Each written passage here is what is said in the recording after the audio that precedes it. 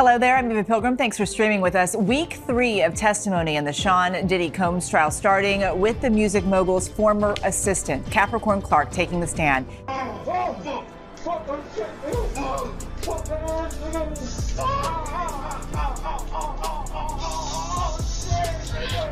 Why would we need a 50-foot bed? I mean, TD Jakes ain't small. I'm just saying. If it's a group thing, it's a group thing. You gotta think about, you got Rick Ross, you got Khaled, we talk about heavy hitters. The Diddy trial, a celebrity scandal that shook the entertainment world. What began as one brave woman's decision to speak out has transformed into one of the most shocking legal battles the entertainment industry has ever witnessed. The Sean Diddy Combs trial has evolved far beyond a simple celebrity lawsuit. It's become a cultural earthquake that's exposing secrets many thought would never see daylight. When Cassie Ventura first stepped forward to share her story, few could have predicted the avalanche of revelations that would follow. Her courage to speak about alleged abuse and control opened floodgates that have since swept up some of the biggest names in Hollywood. This isn't just another tabloid story about celebrity drama. We're witnessing something that could fundamentally change how we view the entertainment industry's power structures. From personal testimony to public spectacle. The courtroom proceedings have taken turns that even seasoned legal observers find startling. What started as Cassie's personal account of alleged mistreatment has mushroomed into a complex web involving multiple celebrities, mysterious recordings, and testimony that has left courtroom observers visibly shaken. The atmosphere inside the courthouse has been described as electric with tension. Witnesses have emerged from testimony sessions looking emotionally drained, and even hardened journalists have admitted to being caught off guard by the gravity of what they're hearing. The case has attracted attention from legal experts, entertainment, industry insiders, and the general public in ways that few celebrity trials ever have. The recordings that changed everything. Perhaps the most shocking development has been the introduction of audio evidence that reportedly contains disturbing content involving multiple high-profile figures. These recordings, which are being played only within the confines of the courtroom, have created an atmosphere of secrecy that's only intensified public interest. According to those present during these sessions, the audio evidence has been so disturbing that she testified she was held against her will twice, at one point alleging she was forced from her apartment and into a car to take Combs and one of his bodyguards to the home of rapper Kid Cudi to, quote, kill him. Cudi was dating his ex, Cassie Ventura, at the time.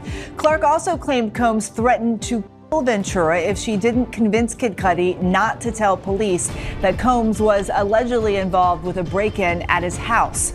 Clark also telling the jury that a large man repeatedly administered lie detector tests to her on suspicion that she stole jewelry loaned to Combs. She testified that this man said if she flunked the test, they're going to throw you in the East River. It's created moments of complete silence in the courtroom. The fact that these recordings exist at all has raised questions about how such evidence was obtained and what it might reveal about the entertainment industry's hidden practices. The secrecy surrounding these recordings has created its own phenomenon. In an age where everything seems to leak online within minutes, the fact that these materials have remained contained within the courtroom has only added to their mystique and perceived importance. Don Richard's powerful testimony, one of the most significant moments came when Don Richard, formerly of the group Danity Kane, took the witness stand. Richard, who had worked closely with Diddy during her time in the music industry, provided testimony that reportedly corroborated many of Cassie's claims about the music mogul's behavior. Those who observed Richard's testimony described her as visibly emotional and clearly affected by recounting her experiences. Her willingness to speak publicly about what she witnessed has been seen as a crucial turning point in the case, lending credibility to allegations that might otherwise have been dismissed as personal grievances. Richard's testimony reportedly included detailed accounts of witnessing abusive behavior, including specific incidents that paint. In 2009, did you observe an incident between Puff and Cassie? Yes, she was attacked by Sean and kicked. Did you see more violence by him against Cassie? Often. The government then shows Don Richard a picture of Diddy Dirty Money. When were you a member of this group? 2009 to 2011. The incident in 2009 when Sean Combs Cassie, where was it? In Sean Combs' LA home, we were recording. What did he do? He was saying, "Where the F is my food?" He grabbed a black skillet with eggs and tried to hit her over the head. Cassie dropped to the ground. What did she do? She was in a fetal position. Then what? Sean Combs was kicking her in the head and the body and then dragged her up to the first floor. Glass was breaking and yelling. I was scared for her and for me too. Did you intervene? No. Did you call the police? No. The next day, what happened? He said it had been passionate and she was okay, and that it would be better if we didn't talk, that people could end up missing. How did you understand that? Death. Diddy's team then yells objection. Then the judge calls a sidebar and ends her testimony for the day. But Dawn Richard will be back on Monday to give the rest of her full testimony against Diddy. But right before they brought Dawn Richard in, they actually had a Homeland Security agent testify against Diddy about when they came and arrested him to take him to jail. So let's go ahead and get into that. The government asked, when Sean Combs was arrested, where did you go?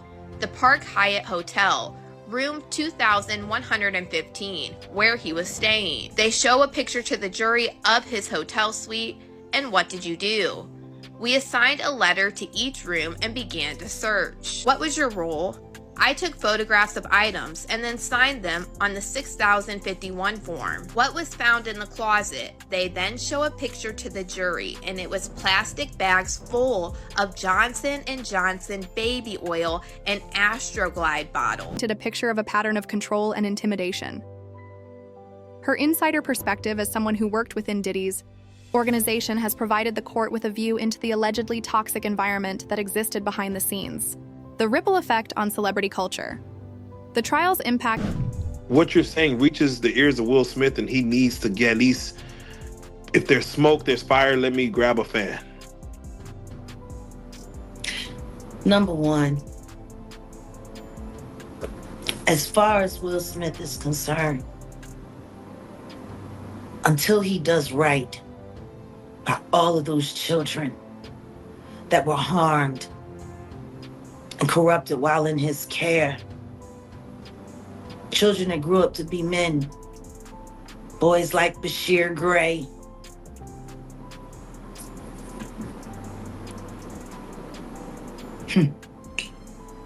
August Alsina. Your own son. Like, your own son.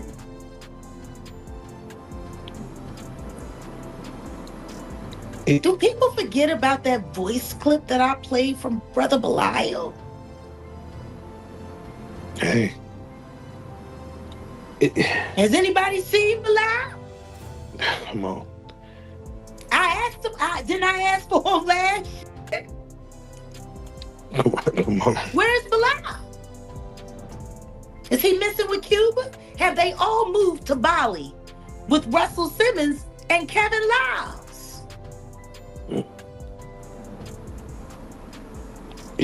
I would always say it is interesting when you speak on, Jaden Smith and you see the hug with Justin Bieber. And then for Bashir, you see him all of a sudden fighting over Sydney Starr with Eddie Winslow. It does question what happens in the entertainment industry that makes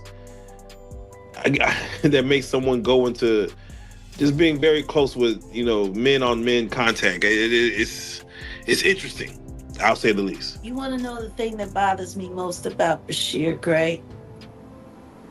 I actually think he's doing all of this so they'll take him back in the club.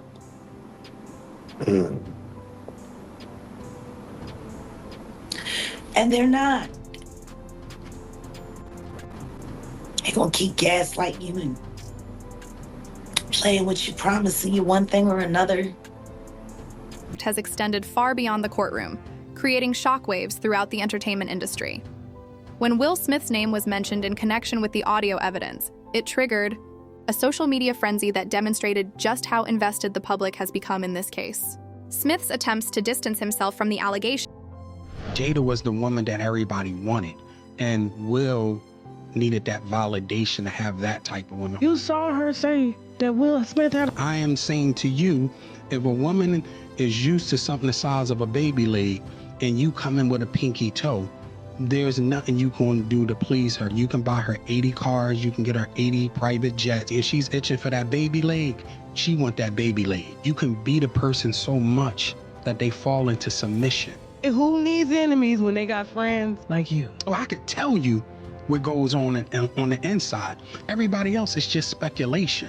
Somebody told me I made my pictures in the book. You know, your picture's in the book and your name is in the book. So it's like you're doing some real elegant pimp. I'm blowing you up. I love that. I'm blowing you up. This is what Jada makes the new people do. And I ain't gonna say new, they probably been there after myself, right? They will make you check into a rehab. And they'll pay for the rehab. Even though you're not on drugs, they're gonna pay for the rehab. And you have to go if you want to work with them. And then I've saw sexual acts that I walked in on. Who'd you walk in on? Him and Dwayne Martin. Okay. Hollywood is the hurry up and wait game. So 3 minutes later, after them telling me, hey, you got eyes on Will, we need him to come watch this. So I'm running all over the studio. He's not in his dressing room. I go to the cafeteria. I'm like, only seemed to intensify scrutiny of his past associations with Diddy. Old photographs, videos, and interviews have been re-examined through this new lens, with fans and critics alike looking for signs of the relationships that are now being questioned in court. The situation has highlighted how quickly public perception can shift in the age of social media. What were once seen as normal celebrities. You kept it straight on the Smiths. Like, you was just like, I seen Jamie with women. yeah. I seen Jamie with black. And I was like, okay, so this ain't got nothing to do with him trying to gain clout off of every celebrity, trying to ruin his relationship with all the celebrities you've done business with. This is just this particular friend that I've known damn near my whole life, and his wife, you feel like is sabotaging everything that y'all have together, and it's causing you to question him and his friendship towards you. Without question. So here's the whole thing in a nutshell. Okay. You know, it's no secret in Hollywood that Jada hates me because I have a strong relationship with Will, and I do my own thing. Why don't she hate Dwayne? I can't answer that question. Why don't she hate Dwayne Martin? Well, she's gonna love anybody that treats her like she's a god, right? When you're a narcissist and a sociopath like she is, and I'll get into that, you want to be worshipped, and she got the bag. So these people will worship her, thinking that that Jada's gonna do something for them. But a narcissist and a sociopath is only looking to do things for themselves. It was shocked because I was like, Jada is talking about suing. And she's speaking on this, and to my surprise, Will hasn't said anything. And so they did come out and say a rep for Will totally denies the allegations. I was like, Will does not respond to anything. Nope. He's never. This is all Jada, because as soon as that rep statement came out, she goes to sit on the Breakfast Club to reiterate the same that I feel she gave to TMZ. Yes. Yeah. And so I'll say this to you as well. Okay. She also said in that interview that they were doing business. Will was not helping me out, right? Yeah. And it's a very good interview on this channel called Popcorn Planet. Okay. Where a big celebrity lawyer breaks down Jada's interview on the Breakfast Club and say, shout out to you said Popcorn Planet. Okay, shout out to Popcorn Planet. We gotta check that out. They cannot even sue based on what she did at the Breakfast Club. Had Jada not went to the Breakfast Club, I would have been sued already. And just for the record, I haven't been sued yet. Have you been sued by Jada? Nobody's contacted me at all. Okay, so, and let me answer your other question. The reason Will responded, the reason why Jada responded, because they know it's true. Will's never responded, and they responded in less than 9 hours. They did. That was a fast response. That was because he know what I saw in that dressing room. He know other things that I saw. You said it was murder. Yes. Dwayne Martin's a serial killer, because Will's not the only one, and we're gonna get into that later on too. So basically, Jada's interview did two things. It makes me and her at war. I'm gonna put Will to the side. Will is to the side. Me and Jada, I will say this because I know you're watching. I know Karen Tense is watching. Who's Karen Tense? That is her PR person for years. Okay. Right? I know they're watching. Jada, you're a bald head liar and you're a drug addict, right? Oh, God. You did not sue me. You told the world that you were going to sue me. As of yet, and you said you're going to do it swiftly. It's been over 2 weeks. So, Jada, I'm giving you 2 more weeks to sue me. If you don't sue me, this is what's going to happen. All the sex parties, right? And the men that you hit with dildos, I'm naming names, right? All the salacious stuff that you have done and hurt other people, I'm naming names. Because now what we got to do is we got to force her to say she lied. Celebrity friendships and business relationships are now being viewed with suspicion and skepticism. Meek Mill's social media meltdown. When rapper Meek Mill's name surfaced in connection with the trial, his reaction on social media became a story in itself. Rather than maintaining silence or issuing a measured response, Mill took to Twitter. The rumors of Will Smith being gay and having gay relations with, who was it with? Diddy. I know, right? Hold on. So apparently Will's assistant, which I don't know if this is true or not. I mean, the whole thing sounds fishy because the same guy tried to interview on my platform and I said no. But he claims he saw Will Smith with Dwayne Martin. Oh, yeah. I know. I know nothing about this. This is crazy. I mean, well, you should interview Tisha Campbell, who was married to Dwayne Smith. That'd be an interesting interview. Wouldn't it? It would. You know her? I do. All right, let's make some phone calls. I don't know. But, I mean, and then there's, what would be said and what wouldn't be said. But, I heard more rumors about Dwayne than Will. Oh, you heard rumors about Dwayne? Oh.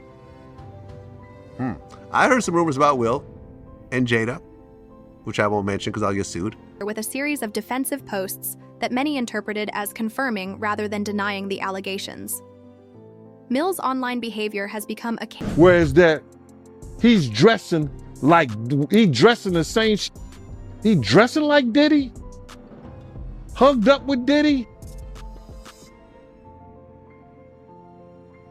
I think that Lil Rod know a lot of but I know this. 2 men dress alike, it's just like 2 men laying down. When they both get up, they both homos. And that's real talk, bruh. My man, you go to a party, dog, and the nigga got the same shirt you got on, I'm taking my shirt off. I'm walking around in a t-shirt. And then, not to blow Meek Mill up out the water or anything like that, it was said that they checked his Google search and all the other shit, and he was searching for some online gay porn and all that other shit like that. Oh, wow. That shit is crazy, bro. But listen, those are what, it's crazy that money, that lifestyle, and you trying to fit into something get you. These guys never set out to do all this shit. Meek Mills, when he got into the game, he didn't set out to be questioning about his manhood with Diddy. But he put himself in that position. Case study in how not to handle crisis communications. His emotional responses and attempts to defend himself have been dissected by social media users, many of whom have pointed to past interactions and videos as evidence supporting the courtroom revelations. The rapper's situation has demonstrated how past actions and associations can be recontextualized when new information comes to light. Videos and photographs that once seemed innocuous are now being viewed as potentially significant pieces of a larger puzzle. The power of silence and secrecy. One of the most intriguing aspects of this case has been what hasn't been revealed publicly. The strict controls on information coming out of the courtroom have created an environment where speculation and rumors can flourish, but they've also preserved the legal integrity of the proceedings.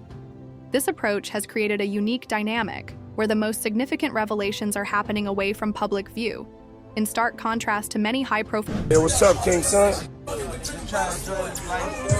Man, you doing it, man. You deserve it, Daddy. You putting in that work. Proud of you. I love you. Yeah. ...file cases that play out in real time on social media and news outlets. The silence has made every small detail that does emerge seem more significant and newsworthy. Industry insiders speak out. The trial has encouraged other industry figures to come forward with their own experiences and observations. Former employees, party guests, and business associates have begun sharing stories that paint a picture of an entertainment industry culture that may have enabled inappropriate behavior for years. These testimonies have revealed a pattern of behavior that extends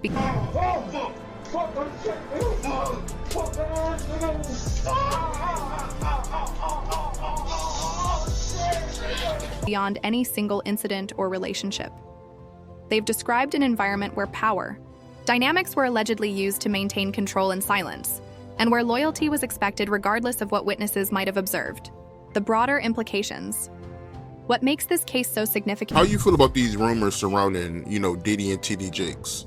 I'm looking at him as a saint going to a party that ain't nothing but sin. Drinking, maybe fornication, man on man, woman on woman, he on she. But maybe he'd have to lay some hands on somebody. Maybe he'd have to save some souls. I know he got a contract with Revolt. Isn't just the celebrity names involved, but what it reveals about power structures in the entertainment industry. The allegations suggest a system where influence and wealth could be used to control and manipulate others, potentially for years without consequence. The case has also highlighted the importance of believing survivors when they come forward with allegations of abuse. Cassie's initial decision to speak out has apparently encouraged others to share their experiences, creating a domino effect that has exposed what may... A lot. Eva, she testified that Sean Combs at one point threatened to Kid Cudi after finding out that he began dating Cassie Ventura, but she talked about 3 distinct episodes as prosecutors today started to home in on one of the elements of the alleged racketeering conspiracy, and that's kidnapping. Capricorn Clark said in 2004 in New York, she was forced to take a lie detector test for 5 days straight on suspicion of stealing jewelry. In 2008, she said Sean Combs charged at her and kept shoving her with his hand. She demonstrated for the jury until pushing her all the way out of his house in Miami Beach when she said that she hates it here and forced her out of the house. And then in 2011 in Los Angeles is when she says she was forced at gunpoint into a car to go to Kid Cudi's house because Sean Combs was very upset. Aaron, Clark painted a picture of what it was like to work for Combs, saying she even had to take a lie detector test. Why did she have to do that? This goes back to July 4th weekend in the Hamptons. Sean Combs was hosting one of his now famous white parties, and he was able to wear 3 very high-end pieces of jewelry loaned to him by Jacob the jeweler. And after the party, Capricorn Clark was supposed to take possession of the jewelry and bring it on a private plane to Miami Beach, where Combs was headed. And on her way to the airport, she realized the bag wasn't there, and she said that she suspected it was an inside job. But apparently Combs and one of his bodyguards, a guy by the name of Uncle Paulie, that's how he was known, ended up taking her to what would be the headquarters of Bad Boy Entertainment. At the time, it was on 40th Street and Broadway. This was going to move uptown into the upper 50s, but the building wasn't finished, and she recalled for the jury being taken to a dilapidated space. There was only a folding table and chairs, and she remembered a huge guy, 5 times her size, chain smoking and hooking her up to a lie detector machine every day for 5 days straight and threatening that if she failed the test, she'd be thrown into the East River. May have been years of allegedly harmful behavior. Looking forward. As the trial continues, the ICU, entertainment industry, and the public are Ben suggested that, she just loved Sean Combs, and how could any of this be true? She said, look, he blackballed me in the music industry, stymied her as she tried to get other work, and so eventually she felt like she had no choice but to return to Sean Combs, and that's why she was so eager to work for him. I'm curious what Combs' response was hearing this in the courtroom. He was a really active defendant today. For the whole trial, he's been listening intently, scribbling notes, but on several occasions as Capricorn Clark was testifying, he would whisper into his attorney's ear, and Mark Agnifilo would then jump up to object when Capricorn Clark was trying to make a point. So he clearly did not remember the course of events that she described today the same way that Capricorn Clark did, and it was almost as if he was directing some of the cross-examination. Aaron Kotursky for us there outside the federal court in Manhattan. Thank you so much. And here to dig into the start of week 3 of this trial is ABC News legal contributor Brian Buckmeyer. You've been in the courtroom almost all of this trial, right? So whose testimony so far do you think has been the most significant? Well, I think the obvious answer has got to be Cassie Ventura. Cassie Ventura for a number of reasons. One, according to the government, she is victim number 1, and she does describe a lot of the allegations that the government is putting forward against Sean Combs, whether it be the racketeering conspiracy as to how this criminal enterprise operated, the different players. She's named a few of the security guards, for example, D-Rock, Ruben, also the sex workers and dancers who participated in these freak-offs. She's named them all because she participated in hiring them, according to her, because Sean Combs made her do so. And then, of course, just hearing the other details, like Kid Cudi's car being hit with a Molotov cocktail. That's really giving us direction as the case continues. Grappling with the implications of what's being revealed. The case has already changed how people view certain celebrities and their relationships, and it's likely to have lasting effects on how the industry operates. The ultimate outcome of this trial may determine not just the fate of those directly involved, but could also influence how similar cases are handled in the future. It's become a watershed moment that's forcing difficult conversations about power, accountability, and the price of fame. The courage shown by those who have testified has opened doors that many thought would remain forever closed. Whatever the final verdict, this case has already succeeded. And the Punisher was being directed by Diddy while he was doing the stuff to punish Cassie. Now,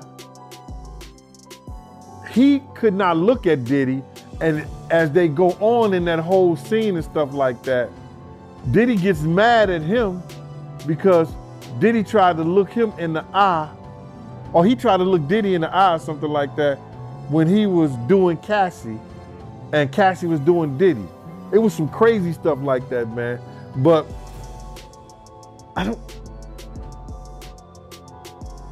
can we get back to the trial? Because that's in their sexual acts and what they doing, bruh.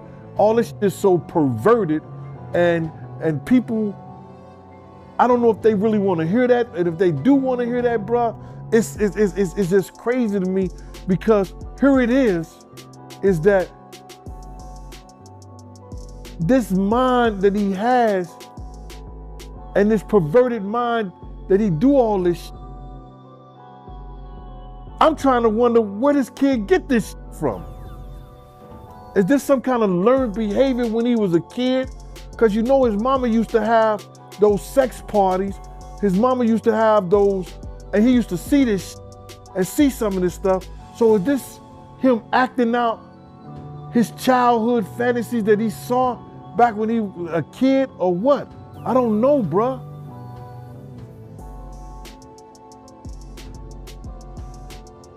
I don't even want to talk about it.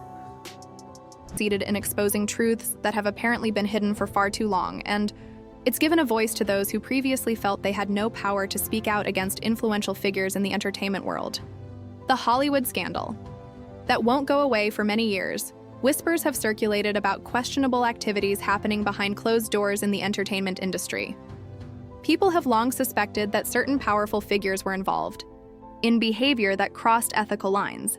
But these stories... Diddy does have a plan to try to derail the information, derail the chain of evidence, derail history as it actually happened. And he is the kind of guy that has no problem with re-victimizing people all over again. Let's just keep it a buck. These girls showed up at a very opportune time, did they not? Adria and Lamisha Fuller. Very opportune time. I do Pierce Morgan. The elites go insane. Ariel Mitchell Kidd drops Adria English as a client after she got drunk and talked with Tasha K, which was side in itself, if you ask me. I go on Pierce Morgan and say I have 3 witnesses that are ready to come forward against the Carters. I didn't say against Diddy, I said against the Carters. And then there was the fake C&D, which was nothing more than a phone call from the lawyer Alex Spiro, who tanked the Rock Nation offering so Dame Dash couldn't make any real money off of it. They're all afraid. When I look at Khadisha's content and I see her go and pull everything. When I see you go and pull all of those things that I leave on the breadcrumb trail, I need people to understand how valuable that is. Because see, I'm used to people just calling me a liar straight out the gate. But I always leave enough of the real information there for people to be able to go and seek it out for themselves. Because see, if you can go find it, and it's not about me. The truth is, a lot of you content creators are my receipt. Remained mostly in the shadows. The victims and witnesses stayed quiet, afraid to speak out against influential people who could destroy their careers or worse. Now, everything has changed. Federal investigators have stepped in, turning what were once just rumors into serious legal matters. The government's involvement has given courage to those who suffered in silence for so long. They finally feel safe enough to tell their stories, knowing that law enforcement is listening and taking action. This shift has created a complicated situation for everyone involved. Court proceedings continue to move forward at their own pace, while online communities work tirelessly to uncover more information. Meanwhile, the people accused of wrongdoing are trying to act as if nothing has happened. They're going about their daily business, attending events, and maintaining their public image as though these serious allegations don't exist. However, this approach cannot work forever. The nature of modern information sharing makes it nearly impossible for scandals of this magnitude to simply disappear. Once the internet gets hold of a story, especially one involving powerful celebrities and alleged criminal behavior, it becomes almost impossible to make it go away completely. The determination of online investigators and concerned citizens has only grown stronger as they sense that important information is being kept from the public. When people believe that the truth is being hidden or manipulated, they often become even more motivated to dig deeper and find answers. This creates a cycle where attempts to suppress information actually lead to more intense scrutiny. We're already witnessing this phenomenon in action.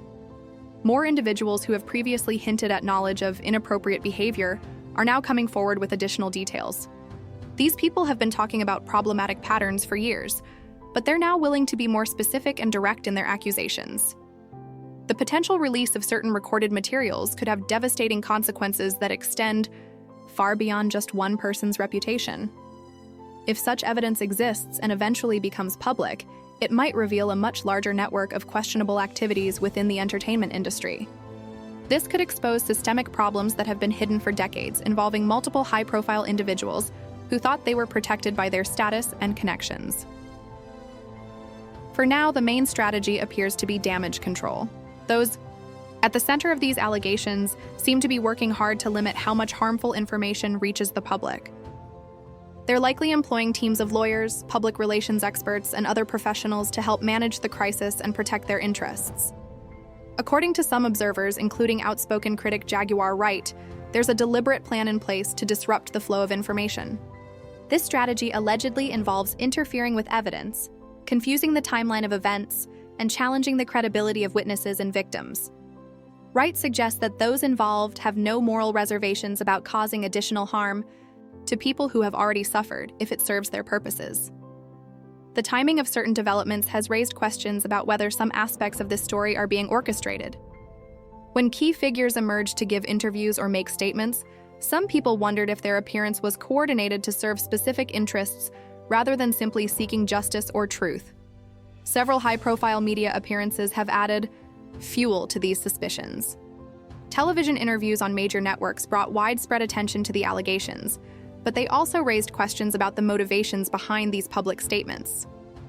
Some observers noted that certain claims were made about powerful figures beyond just the main subject of investigation, suggesting that the scope of allegations might be broader than initially understood. Legal maneuvering has also played a significant role in how this story has developed. There have been reports of lawyers dropping clients after controversial statements were made in other media appearances. This suggests that even legal professionals are being careful about how closely they associate themselves with certain aspects of these cases. The involvement of major entertainment industry figures and their legal teams has created additional layers of complexity. When powerful people feel threatened, they often use their resources and connections to protect themselves. This can include efforts to discredit accusers, limit media coverage, or influence public opinion through various means. One particularly interesting aspect of this situation is how information continues to emerge despite apparent efforts to control it. People who have been following these stories closely have noticed patterns in how certain content appears and disappears from various platforms. This has led to speculation about behind-the-scenes pressure being applied to content creators and platforms hosting discussions about these topics. The role of independent content creators and citizen journalists has become increasingly important in this story. While traditional media outlets may face pressure or legal constraints that limit their coverage, individual creators often feel more freedom to explore and discuss these topics. This has created a decentralized network of information sharing that's much harder to control than traditional media channels. Some observers have pointed out that the very attempts to suppress information have become part of the story itself. When people notice that certain content is being removed or that creators are backing away from topics they previously covered extensively, it often generates even more interest and speculation about what's being hidden. The credibility of various sources has become a crucial issue in this ongoing story. Some people have built reputations over years of making claims that later proved accurate, while others are viewed with more skepticism. The challenge for the public is determining which sources to trust when official information is limited, and there are clear incentives for various parties to present information in ways that serve their interests. This situation highlights broader questions about power, accountability, and justice in the entertainment industry. For too long, wealth and influence have provided protection for those who might otherwise face consequences for their actions. The current investigations represent a potential shift in this dynamic, where legal authorities are willing to pursue cases regardless of the target's celebrity status. The ultimate outcome of these investigations and legal proceedings remains uncertain. However, the conversation they've sparked about accountability in entertainment has already had significant impact. People are more aware of how power can be abused and more willing to question the behavior of those they once viewed as untouchable. Whether justice will ultimately be served depends on many factors, including the strength of the evidence, the courage of witnesses, and the determination of investigators to pursue the truth regardless of the obstacles they might face. The story continues to evolve